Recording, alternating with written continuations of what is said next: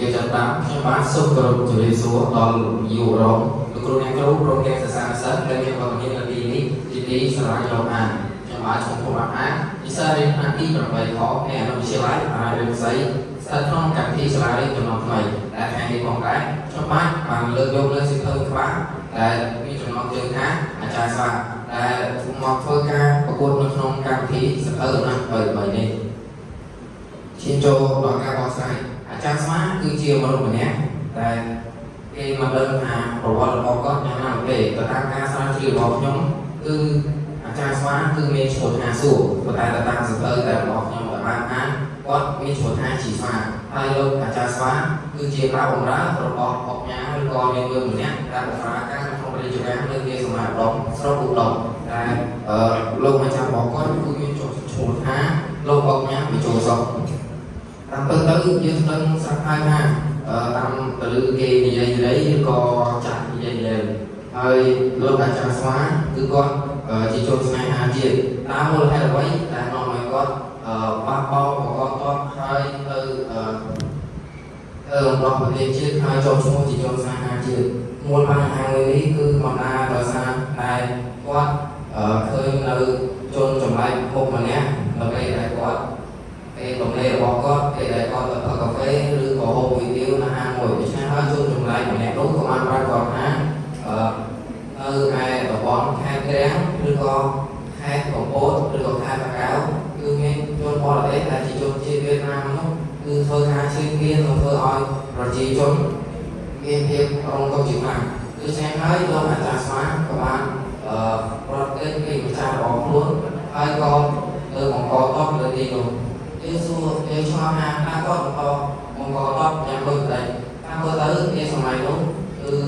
គេទៅរៀនឬក៏ឈ្មោះរបស់ព្រះមហាក្សត្រឬខ្សែរាជវង្សគឺមានភាពល្បីល្បាញហើយមានឥទ្ធិពលតាមប្រទេសនៅតាមប្រជាពលរដ្ឋនៅតាមតំបន់ភូមិស្រុកនីមួយៗដូច្នេះហើយគឺលោកអាចារ្យស្វានោះគឺគាត់បានខ្លាយឈ្មោះរបស់គាត់ទៅជាព្រះអង្គភឹកតែព្រះអង្គភឹកនោះតាមពិតគាត់នៅឯស្រុកស៊ីនោះទេតាមពិតទៅគឺគាត់មកព្រះអង្គភឹកគឺបានសាលីអង្គតតាំងពីយូរណាស់មកហើយតាំងពីអាយុ31ព្រះវស្សាមកដែរដូច្នេះហើយជាឱកាសនេះដោយ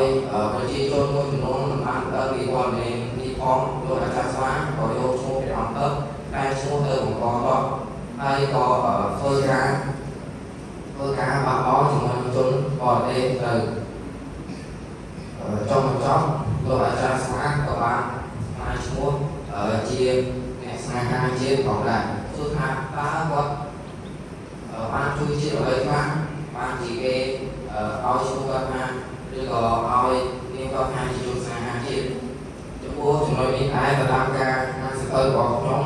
នៅការស្រាវជ្រាវផ្នែកទៅតាមបណ្ដាញសង្គមនិងបណ្ដាញ social media បានដឹងថាមានឯកសារច្បាស់លាស់ទេទៅលើស្នាដៃរបស់គាត់ទៅលើការបង្កតបទៅបោះបោជាមួយជនស្នេហាជាតិត្រឹមថា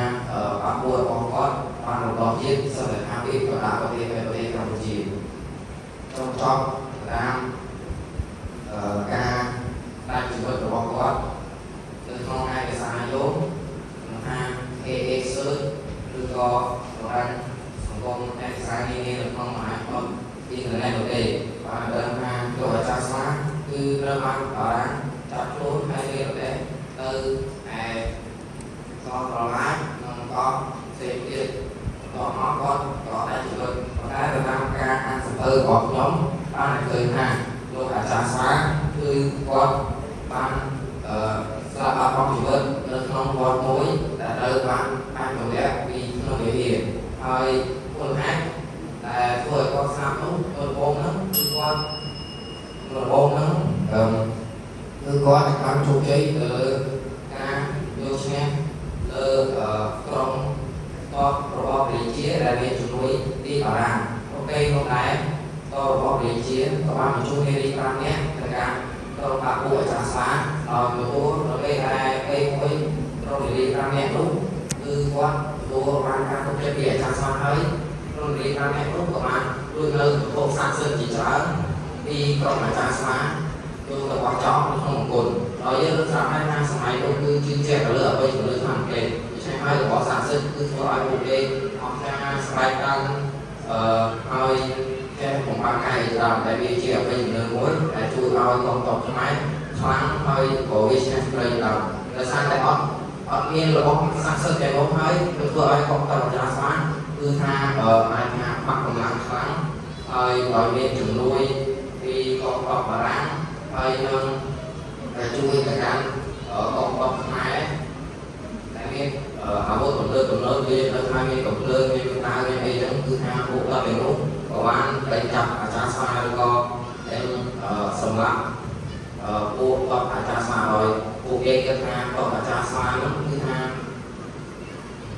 គឺជាគាត់ដែលបង្ហាញដល់គេការពីជាតិរបស់បារាំងដែលបារាំងចង់គ្រប់គ្រងខ្មែរខាងនោះទៅដំបូងហ្នឹង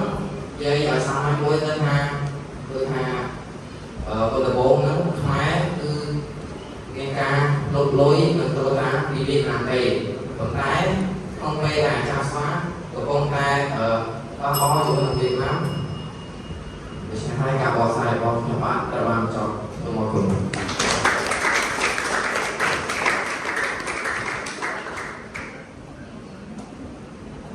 សួនដាក់ក្រុមនៅសួន